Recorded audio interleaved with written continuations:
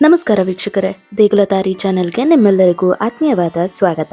ವೀಕ್ಷಕರೇ, ಶ್ರಾವಣ ಮಾಸ ಅಂತೂ ಪ್ರಾರಂಭ ಆಯಿತು. ಈ ಶ್ರಾವಣ ಮಾಸ ಅಂದರೆ ಹಬ್ಬಗಳ ಸಾಲು. ಈ ಪವಿತ್ರ ಶ್ರಾವಣ ಮಾಸದ ಮೊದಲ ಹಬ್ಬವೇ ನಾಗರ ಪಂಚಮಿ. 2026ರ ನಾಗರ ಪಂಚಮಿ ಹಬ್ಬವನ್ನ ಯಾವ ದಿನಾಂಕದಂದು ಆಚರಿಸಬೇಕು, ಹಾಗೆ ಪಂಚಮಿ ತಿಥಿ ಆರಂಭ ಮತ್ತು ಮುಕ್ತಾಯದ ಸಮಯ ಯಾವುದು, ನಾಗದೇವರಿಗೆ ತೆನೆ ಎರೆಯಲು ಮತ್ತು ಪೂಜೆ ಸಲ್ಲಿಸಲು ಅತ್ಯಂತ ಶುಭ ಮುಹೂರ್ತ ಯಾವುದು, ನಾಗ ದೋಷ ನಿವಾರಣೆಗೆ ಈ ದಿನ ಏನು ಮಾಡಬೇಕು, ಹಾಗೆಯೇ ಯಾವ ಒಂದು ಮಂತ್ರವನ್ನ ಪಠಣೆಯನ್ನ ಮಾಡಬೇಕು ಅನ್ನೋದ್ರ ಬಗ್ಗೆ ಸಂಪೂರ್ಣವಾಗಿ ತಿಳಿಸ್ಕೊಡ್ಲಿದ್ದೇನೆ. ಹಾಗಾಗಿ ವಿಡಿಯೋವನ್ನ ಎಲ್ಲೂ ಸ್ಕಿಪ್ ಮಾಡ್ದಲೇ ಪೂರ್ತಿಯಾಗಿ ನೋಡಿ. ಹಾಗೆಯೇ ಯಾರೆಲ್ಲ ಚಾನಲ್ನ ಇನ್ನೂ ಸಬ್ಸ್ಕ್ರೈಬ್ ಮಾಡ್ಕೊಂಡಿಲ್ಲ, ದಯವಿಟ್ಟು ಚಾನಲ್ನ ಸಬ್ಸ್ಕ್ರೈಬ್ ಮಾಡ್ಕೊಳ್ಳಿ. ಹಾಗೆ ಪಕ್ಕದಲ್ಲಿರೋ ಬೆಲ್ ಐಕಾನ್ನ ಕ್ಲಿಕ್ ಮಾಡಿ. ನಾವು ಯಾವುದೇ ಒಂದು ಹೊಸ ವಿಡಿಯೋ ಅಪ್ಲೋಡ್ ಮಾಡಿದ್ರು ಫಸ್ಟ್ ನೋಟಿಫಿಕೇಶನ್ ನಿಮಗೆ ಬಂದು ತಲುಪುತ್ತೆ. ಹಾಗೆ ವಿಡಿಯೋ ಇಷ್ಟ ಆದಲ್ಲಿ ದಯವಿಟ್ಟು ವಿಡಿಯೋವನ್ನು ಲೈಕ್ ಮಾಡಿ. ಹಾಗೆ ನಿಮ್ಮ ಸ್ನೇಹಿತರೊಂದಿಗೆ, ಕುಟುಂಬದವರೊಂದಿಗೆ ವಿಡಿಯೋವನ್ನು ಹಂಚ್ಕೊಳ್ಳಿ. ಈಗ ವೀಕ್ಷಕರೇ, ಪಂಚಮಿ ತಿಥಿ ಪ್ರಾರಂಭ ಹಾಗೆ ಮುಕ್ತಾಯ ಆಗುವಂಥ ಸಮಯ ಮತ್ತು ದಿನಾಂಕ ಹೀಗಿದೆ.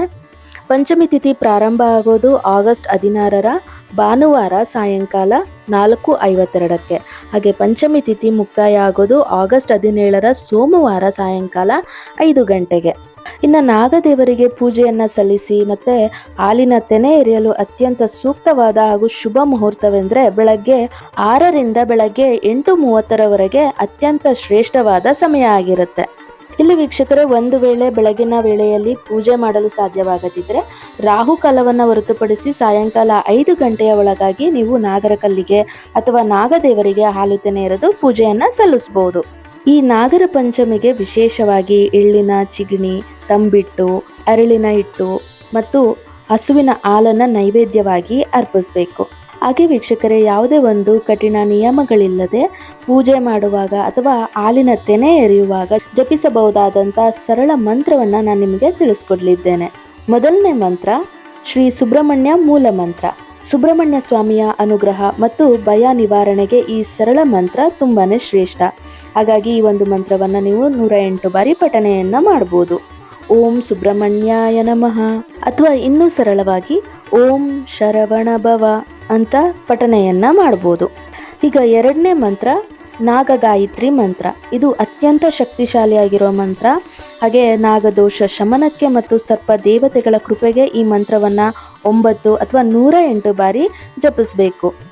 ಓಂ ನವಕುಲಾಯ ವಿದ್ಮಹೇ ವಿಷದಂತಾಯ ಧೀಮಹಿ ತನ್ನೋ ಸರ್ಪಃ ಪ್ರಚೋದಯಾತ್. ವೀಕ್ಷಕರೇ, ನಿಮ್ಮ ಜಾತಕದಲ್ಲಿ ಕಾಳಸರ್ಪ ದೋಷ ಅಥವಾ ರಾಹುಕೇತು ದೋಷ ಇರುವವರು ನಾಗರ ಪಂಚಮಿಯ ದಿನ ನಾಗದೇವತೆಗೆ ಹಾಲೆರೆದು ಪೂಜೆ ಸಲ್ಲಿಸಿ ಹಾಗೆ ಈ ಒಂದು ಮಂತ್ರವನ್ನು ಪಠಣೆಯನ್ನು ಮಾಡೋದ್ರಿಂದ ದೋಷಗಳು ನಿವಾರಣೆಯಾಗಿ ಕುಟುಂಬದಲ್ಲಿ ಶಾಂತಿ ಮತ್ತು ಸಮೃದ್ಧಿ ನೆಲೆಸುತ್ತೆ. ಈಗ ಪ್ರತಿಯೊಬ್ಬರಿಗೂ ಕಾಡೋದು ಒಂದೇ ಪ್ರಶ್ನೆ, ಈ ನಾಗರ ಪಂಚಮಿಯನ್ನು ಎಲ್ಲರೂ ಆಚರಿಸ್ಬೋದಾ ಅಂತ.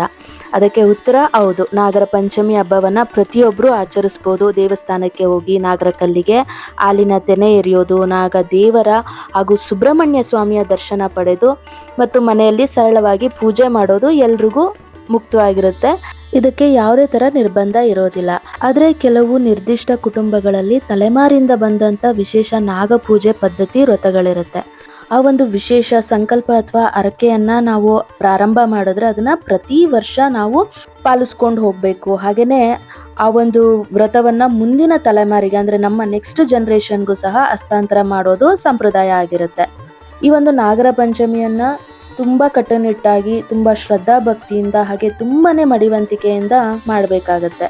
ಹಾಗಾಗಿ ಬರೀ ನಾವು ಪೂಜೆಯನ್ನು ಮಾಡ್ತೀವಿ, ಹಾಗೆಯೇ ಸುಬ್ರಹ್ಮಣ್ಯ ಸ್ವಾಮಿ ದೇವಸ್ಥಾನಕ್ಕೆ ಹೋಗಿ ದರ್ಶನವನ್ನು ಮಾಡಿ ನಾಗರ ಕಲ್ಲಿಗೆ ಹಾಲನ್ನು ಎರೆದು ಪೂಜೆಯನ್ನು ಸಲ್ಲಿಸ್ಬೋದು. ಯಾವುದೇ ಥರ ನಿರ್ಬಂಧ ಇರೋದಿಲ್ಲ. ಆದರೆ ನಾವು ನಮ್ಮ ಹಿರಿಕರು ಮಾಡಿರೋ ಅಂಥ ಪದ್ಧತಿಯನ್ನು ಮುಂದುವರಿಸ್ಕೊಂಡು ಬರ್ತಾ ಇದ್ದೀವಿ ಅಂದರೆ ಅದನ್ನು ತುಂಬಾ ಶ್ರದ್ಧಾ ಭಕ್ತಿಯಿಂದ, ಕಟ್ಟುಪಾಡುಗಳಿಂದ ಹಾಗೆಯೇ ತುಂಬಾ ಮಡಿವಂತಿಕೆಯಿಂದ ಪೂಜೆಯನ್ನು ಸಲ್ಲಿಸಬೇಕಾಗತ್ತೆ. ವೀಕ್ಷಕರೇ, ನಾಗರ ಪಂಚಮಿ ಅಂದರೆ ಕೇವಲ ಹಾಲಿನ ತೆನೆ ಎರೆಯುವ ಪದ್ಧತಿ ಅಷ್ಟೇ ಅಲ್ಲ, ಅದು ಪ್ರಕೃತಿ, ಪ್ರಾಣಿ ಸಂಕುಲ ಮತ್ತು ಮಾನವ ಜೀವನದ ನಡುವಿನ ಪರಸ್ಪರ ಗೌರವ ಹಾಗೆ ದಿವ್ಯ ಬಾಂಧವ್ಯದ ಸಂಕೇತ ಆಗಿರುತ್ತೆ. ಪೌರಾಣಿಕವಾಗಿ ಹೇಳಬೇಕು ಅಂದರೆ ನಾಗದೇವತೆಗಳು ನಮ್ಮ ಜೀವನದ ದೋಷಗಳನ್ನು ಕಳೆದು ಸಂಸಾರದಲ್ಲಿ ಸಂತಾನ, ಆರೋಗ್ಯ ಮತ್ತು ಅಭಿವೃದ್ಧಿಯನ್ನು ಕರುಣಿಸುವ ಅಭಯದಾತರಾಗಿರ್ತಾರೆ. ಆದ್ದರಿಂದ ಈ ಪವಿತ್ರ ದಿನದಂದು ಶ್ರದ್ಧೆ ಭಕ್ತಿಯಿಂದ ನಾಗದೇವರಿಗೆ ಹಾಲಿನ ತೆನೆ ಎರೆದು ಅವರ ದಿವ್ಯ ಮಂತ್ರಗಳನ್ನು ಜಪಿಸಿ ನಿಮ್ಮ ಮತ್ತು ನಿಮ್ಮ ಕುಟುಂಬದ ಮೇಲಿರುವ ಸಕಲ ದೋಷಗಳನ್ನು ನಿವಾರಿಸಿಕೊಂಡು ಸುಖ ಸಮೃದ್ಧಿಯನ್ನು ಪಡೆಯಿರಿ. ಈ ವಿಡಿಯೋದಲ್ಲಿ ನೀಡಿದ ಮಾಹಿತಿ ನಿಮಗೆ ಇಷ್ಟವಾಗಿದ್ದರೆ ದಯವಿಟ್ಟು ವಿಡಿಯೋವನ್ನು ಲೈಕ್ ಮಾಡಿ, ಹಾಗೆ ನಿಮ್ಮ ಕುಟುಂಬದವರೊಂದಿಗೆ ಹಾಗೆ ಸ್ನೇಹಿತರೊಂದಿಗೆ ವಿಡಿಯೋವನ್ನು ಶೇರ್ ಮಾಡಿ. ಇಂತಹ ಮತ್ತಷ್ಟು ಧಾರ್ಮಿಕ ಹಾಗೂ ಆಧ್ಯಾತ್ಮಿಕ ಮಾಹಿತಿಗಾಗಿ ನಮ್ಮ ದೇಗುಲದಾರಿ ಚಾನಲನ್ನು ಈ ಕೂಡಲೇ ಸಬ್ಸ್ಕ್ರೈಬ್ ಮಾಡ್ಕೊಳ್ಳಿ. ಮುಂದಿನ ಬಾರಿ ಮತ್ತೊಂದು ವಿಷಯದೊಂದಿಗೆ ನಿಮ್ಮನ್ನು ಭೇಟಿಯಾಗ್ತೀನಿ. ಅಲ್ಲಿಯವರೆಗೂ ಧನ್ಯವಾದಗಳು. ಶುಭವಾಗಲಿ.